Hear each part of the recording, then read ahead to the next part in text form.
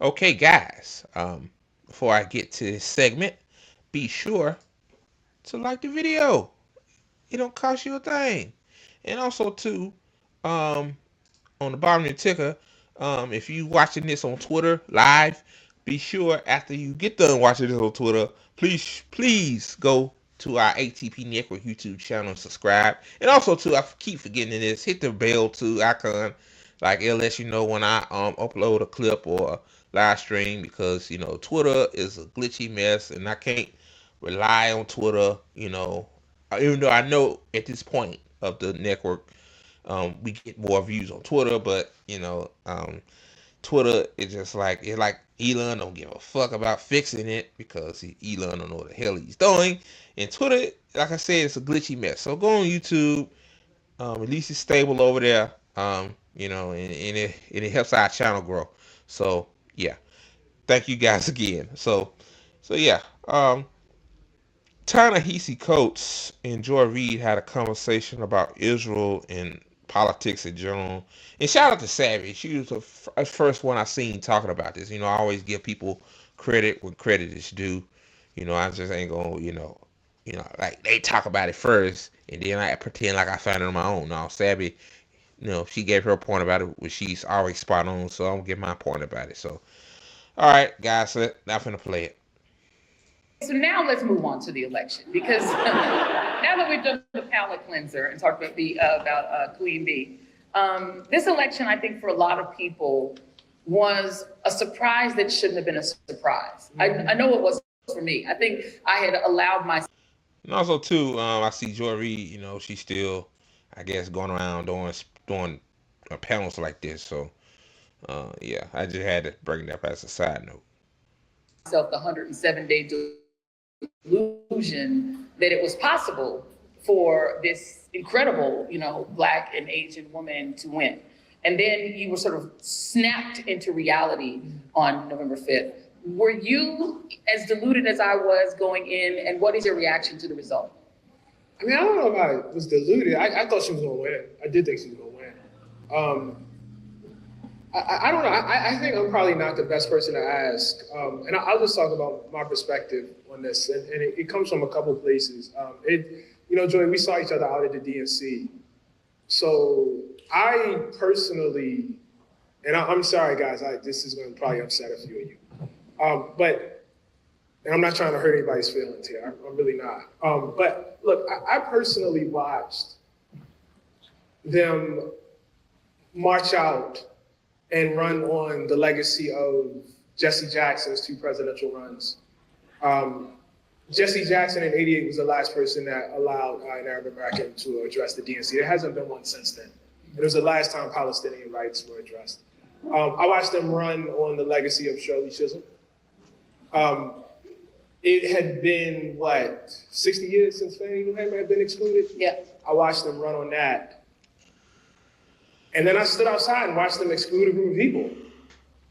And look, the numbers probably do not. So basically, Ta-Nehisi Coates is saying like, yeah, y'all kind of fucked up when y'all excluded Palestinians. I mean, like, the Democrats are full of shit when they did not want a Palestinian that was going to vote for them. Like, I think they were vetted and all that shit. Like, they was going to vote for Kamala Harris, and they wouldn't even let them speak for 2 minutes. Like, oh, like, yeah, Democrats fucked up. I mean, but I let them continue. Add up to, the notion that this is what costs her to vote. But I do think, you have to think about the soul of the party. And I think you have to think about, forget the party, I think you have to think about the soul of your movement. And I just wonder what it means when you are so afraid or indifferent, or I don't know what it is, I don't want to attribute motives, but whatever it is, that you, who could not have been this party's nominee in 1964, right, cannot bring yourself to oppose dropping bombs on children in defense of apartheid.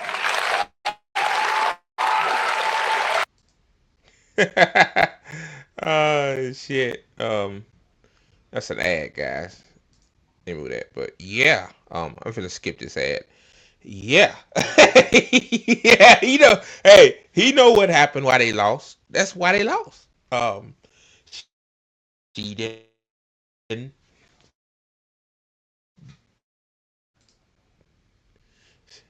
Sorry about that. All right, I got the ad out the way. Yeah, that's why she lost.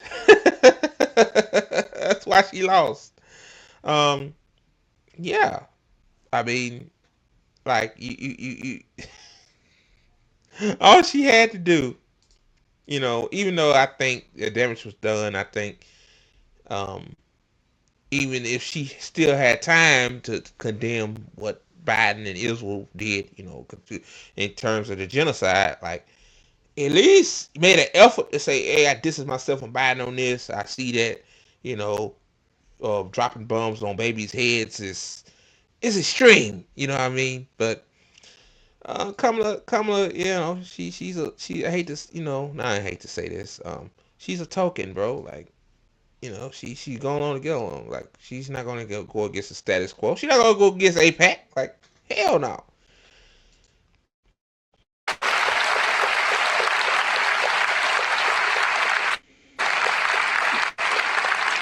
Like maybe I would have swung the election, maybe it wouldn't. I'm not saying it wouldn't. Like I'm not, oh, you lost because of Gaza. I'm not saying that. But I don't think all ways of all manners of loss are the same.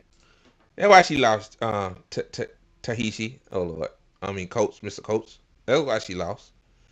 That's why she lost. Yeah, he being nice, man. That's why she lost. We can't control how, like what happens. Like to some extent, this is not up to us. I think about my life like this, right? Like I think about, okay, how do I want to lose? You know, don't let me lose defending genocide.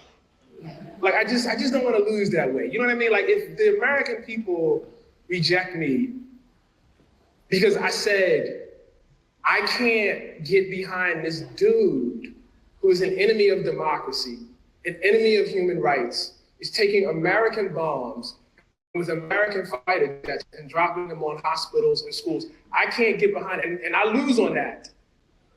I mean, I can sleep at night. I wish I had won, but I can sleep at night. I'm also not in politics.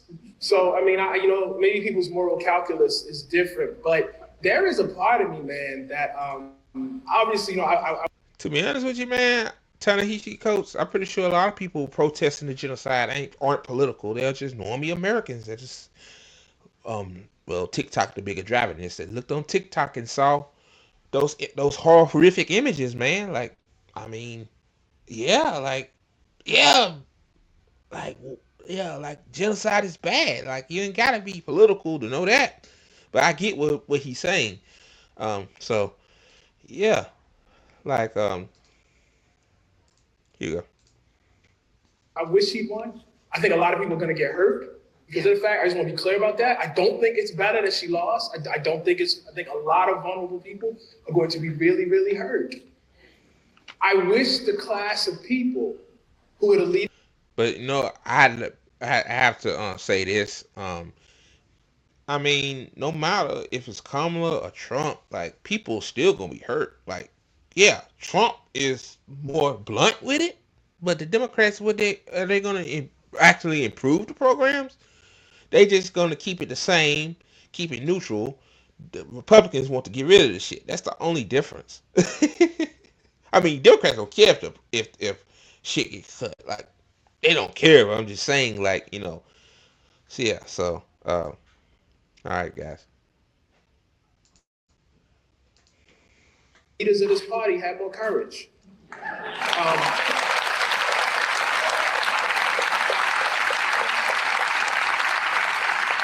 And I think, and forgive me, I don't mean to extend this, but I think about two things, okay? I think about the fact that it was 20 years ago that Barack Obama really began his ascent, right? It's our first black president. And people forget this. But a Barack Obama who supported the Iraq war would never have been president. Like, this movement started there. Like, it actually started, like, you got a lot of people who, will run the numbers, this and that, try to predict things. But there was a moral core to what he was doing that got people excited. And how we ended up here, when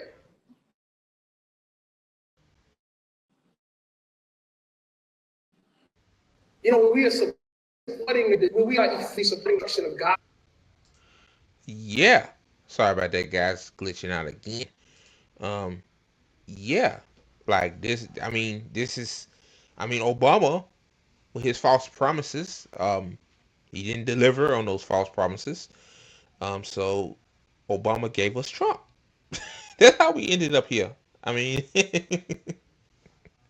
this like Rome was right about liberalism. Like this, what liberalism does. Like liberalism give you fascism. Liberalism is fascism. It really is. That what happened. Um. So yeah.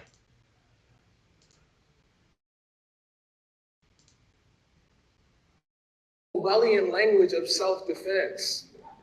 Um, I don't know. And so, you say, well, Ta-Nehisi, you're not really counting for very real, and hard work of politics. And I say, okay, but let's take a second.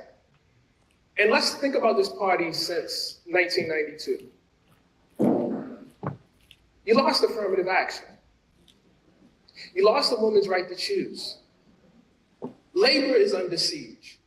You have lost the environment.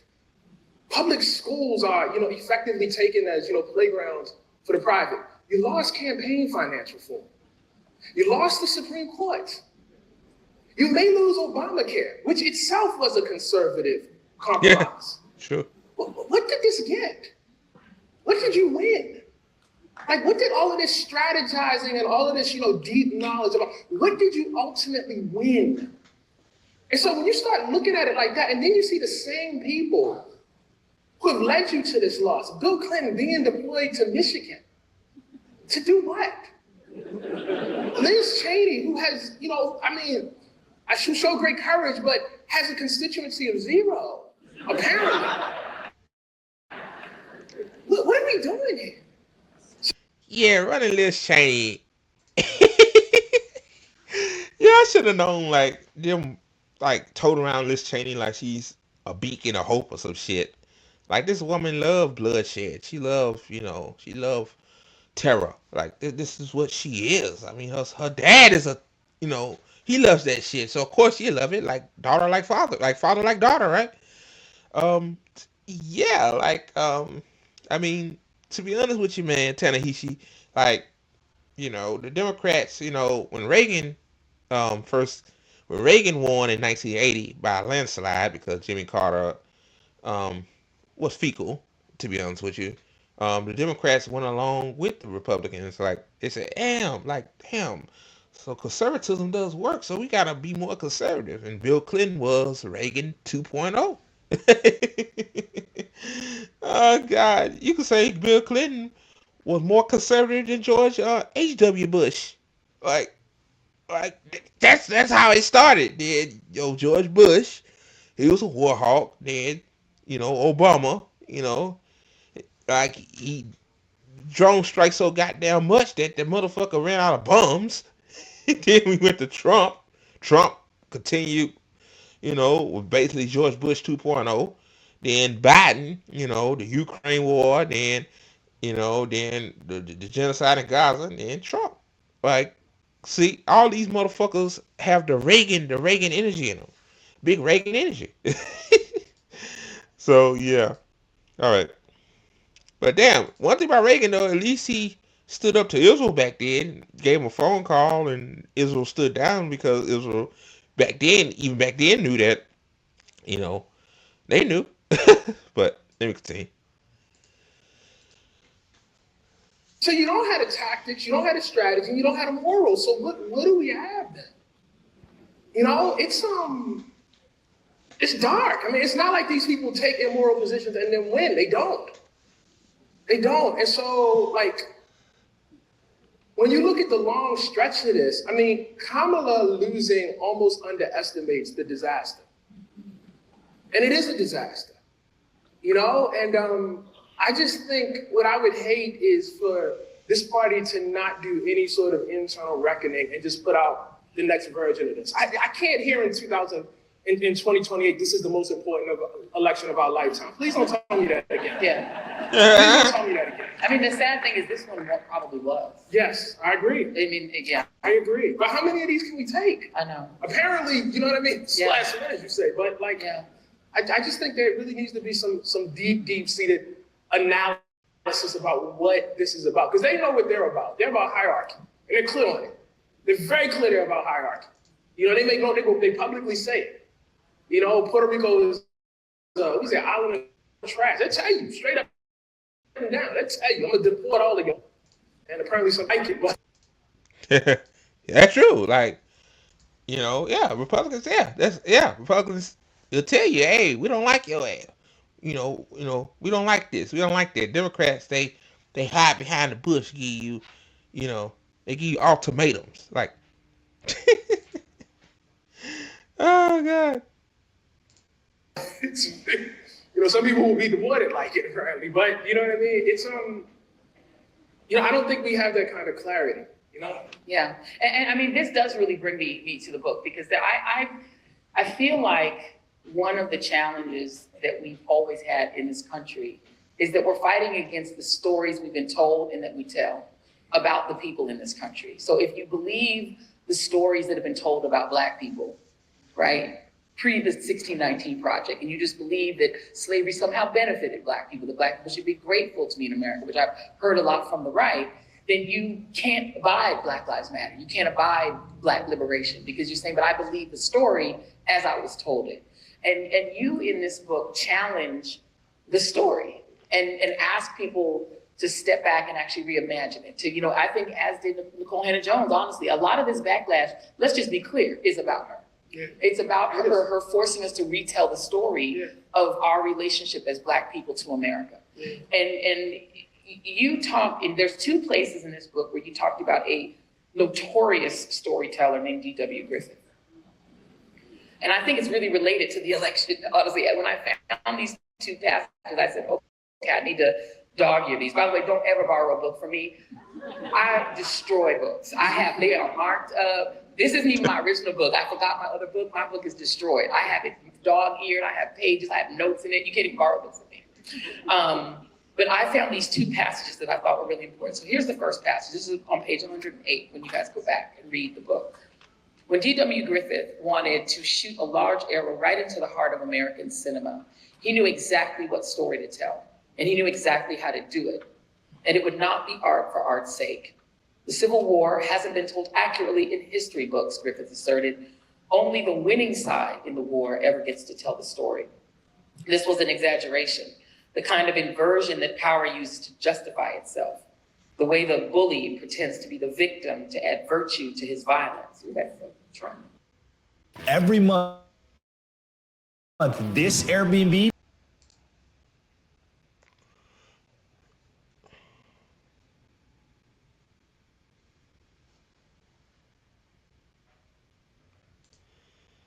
So yeah, sorry about that, guys. Damn, what internet.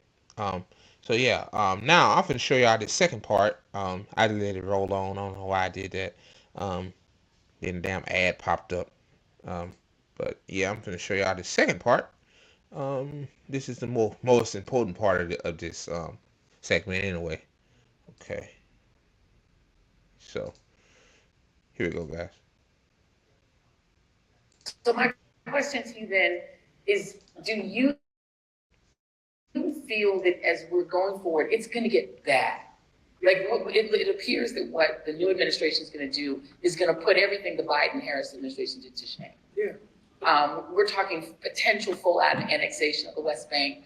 Potentially, God knows what happens to those people in Gaza. We're already seeing famine. Do you think that the media has learned anything about the way we tell this story that will change the way this coming, whatever we want to call it, is covered? And one thing about Joy Reid, though, that gets me is, like, she act like she's been on top of this for a while. She really didn't start talking, like, criticizing Israel until, like, towards the very end of the Biden administration. So yeah, like you part of the problem too. Like your criticism, like people's right about Joy Reid's criticism of Israel has been mid, like mid at best. Like it's something, but it's not like mine or Sabby's or Nick's or JB's. Like yeah, like come on. Like somebody said something in the audience. No, Yeah. I don't. I don't. I don't. And if it did, the results, like, this is the kind of thing where you invest now and then it shows up 10 years later. So I think it's kind of too late for that part, for any sort of immediate. It doesn't mean folks shouldn't do anything, but I think for the immediate, no. You see, the other complicated part about this is we are lying to ourselves in terms of America's relationship to the Jewish people of the world. We're lying. If any of you guys get a chance, I highly recommend Kim Burns' documentary, The U.S. and the Holocaust.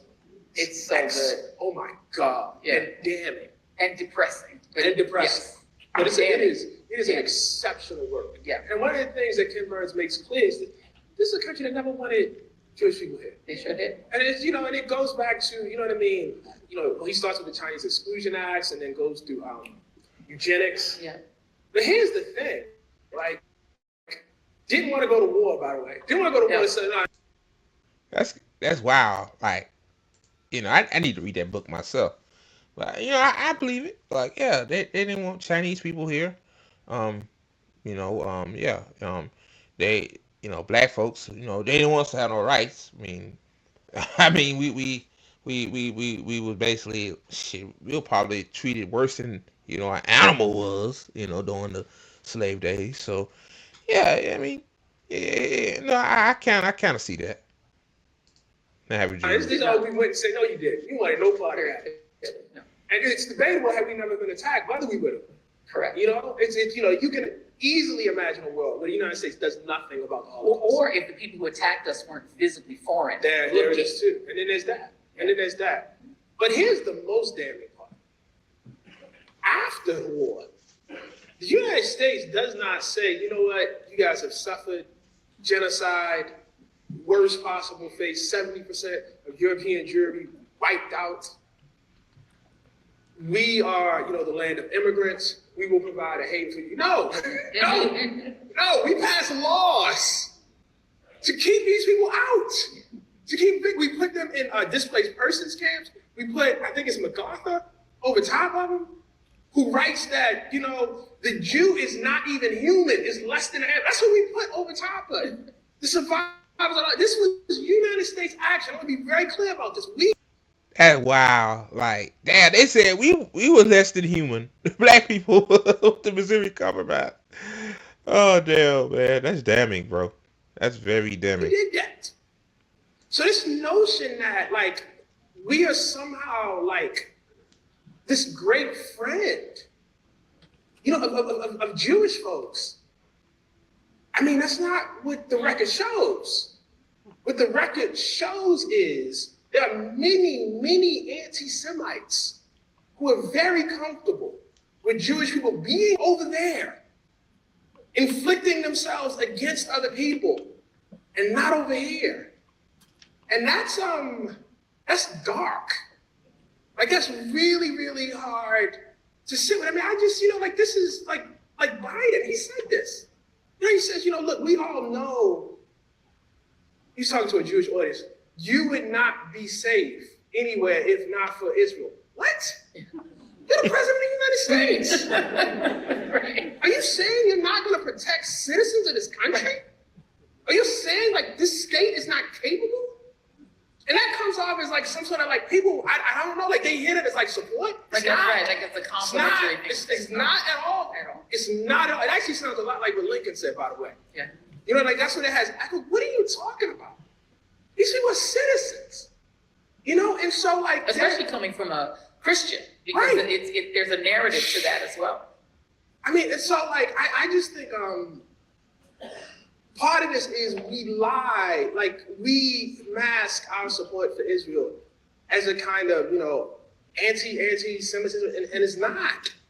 It's not. It is a support of colonialism. It is a kind of way of offloading deep and ancient prejudices in the West, deep and ancient racisms that go back to the origin of the West itself, and not dealing with them. You know what I mean? You got a situation in Germany where they are banning Jewish scholars because of what they said about Gaza. What? Like, what is this? And so I just think, man, hopefully, some of us, not just in media, but, who call themselves, part of, some sort of progressive movement in this country will recover our ideals. You know what I mean? And move away, from the, the kind of myth we've been talking about. And I guess the question then becomes, what will it take? Because there is no motive, there is no incentive structure built in our industry to do that, right? I mean, if there is, I don't know what it is. Shame. Ad. So yeah, man, that's wild. I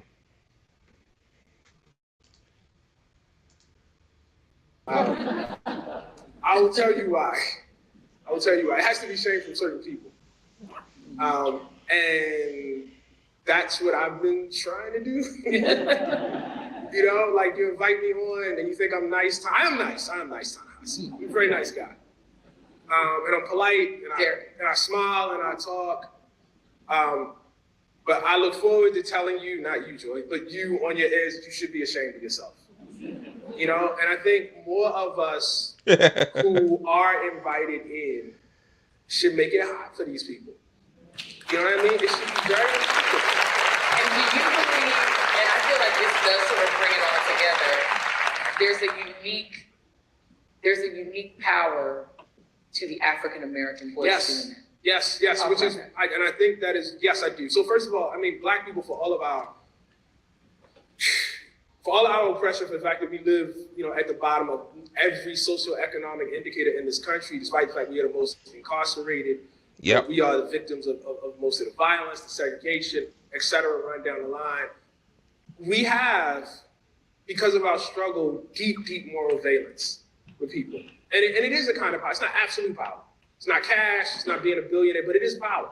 It is a kind of power. It is the reason why, again, why is APAC, for instance, reaching out to HBCUs to take people on trips to Israel? Why are they doing that? If we are so powerless, like, why would they, what do you need us for? Why? Good point. But I have a conspiracy about that. I think they want to propagandize Black people to say, like, hey, you need to be on our side, Israel, Palestine, Israel's a real state. It's not an apartheid state. It's about influence, propaganda. It's a form of propaganda. Yeah. But a lot of Black people can see through that bullshit, fortunately. So, all right.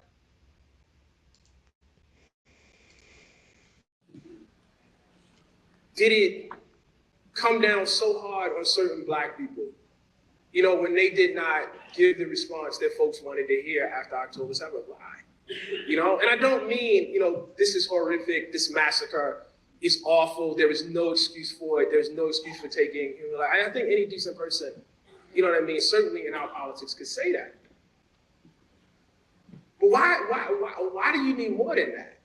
And part of why you need more than that, and I will say, supporters of Israel are not unique in this. People try to do this, all the time in American politics. It's because the moral valence of the Black struggle is very high. What I mean is, if it looks like Black folks and Black movements are on your side, then it looks like justice. Right. It's one of the reasons that you're seeing this sort of furious, almost desperate attempts to say that the Trump victory was really not about white voters. It was about Black and brown voters. Trying to recruit Black and brown people in as the real reason. The real reason this happened, and not a... It's the cleansing. It cleanses it. And they're still saying that too, even though like the numbers don't. Oh, I read one today. They still say it. And every time. You know, I'm gonna say this as a side note, then I'll play a little bit more. It's almost done anyway. I ain't gonna play the whole thing. But yeah, I just thought about it like when October 7th first happened, I remember a lot of people was covering it. The black response of it was mixed. Some people said that, like they really didn't understand it. Other folks obviously like took the right side, say, hey, this is horrible. Israel shouldn't do this.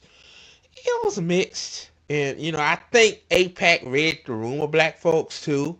So that's why they, hey, let's recruit these highly educated Negroes. Yeah, let's put them on our side. So that way, you know, um, it'll make us feel good, that we have them on the wrong side of history versus the right side of history, which be against APAC and Israel altogether. Saying, so okay, back to this a little bit more, then wrap it up here. Someone says it, and feel free to steal this. None of this is copywritten. If you take an electorate that was 67% white in 2020 and make it 71% white, and you take white women's votes that are about 30% of the whole population, or 37%, and non-college white voters outvote college voters by the numbers that they did, any Republican is going to win. You will lose that. And there's just no other explanation that actually has mathematical valence. Because the math is the math. No other group voted in a majority for Donald Trump except white voters and Latino men whose votes were canceled out directly by Latinas. They have 6% and 6%. So if 6% goes this way and 6% goes that way, they didn't sway the election. So you can't make the math work, but there is sort of realism. I mean, there were think pieces out today still saying, no, this was not about white voters. The answer is depressing and obvious. It's white people. I mean, it's like, they have the most numbers. I mean, they got the most numbers. It's not even like, hey, white people, something, you know what I mean? Like, wrong with you. It just is what it is. It is what it is. This is what it is. I mean, this is how it was. I mean, you got mad. I wrote this in 2016. I was like, listen, this is the only group of people when you go to any different demographic, women, men, working class, poor, rich. This was true then. I don't know how to run the numbers today. But there was no uneducated, educated, I believe whatever. If it was white people, it got a majority. Right. It got a majority. You know what I mean? Like, I kind of like that when they poll people that's college educated and non-college educated. I don't like that. Because college don't define your voting, abilities. I mean, I don't like that. I think it's like a smear, but okay. A little bit more of this. And that is just what it is. And that is not, again, I absolutely clear about this. That's not, necessarily to shame white people. That is to say, it's just fact. Yes, and there is a very real material interest in being white. There is. It just is one. Yeah. But that is, again, that's one of those things. It's very hard to accept that. It's really, really hard. It makes people feel not great. Which is like, hey, we don't feel great either. I'm going to check my time. I see people sort of circling. All right, guys. So I'm gonna end it right there. So yeah, man. Shout out to Ta-Nehisi Coates, man. He told the damn truth. Like, I mean, the overall gist of that video was like, hey, like you wasn't woman enough, Kamala, to let a Palestinian speak at the DNC convention or be on the right side of history and say that, hey, genocide is bad. I'm not. I don't stand with that. I distance myself from Joe about that. And that what cost her an election. Like, a lot of people said the economy, but it's Gaza, man. I think economy 1A, Gaza 1B. So,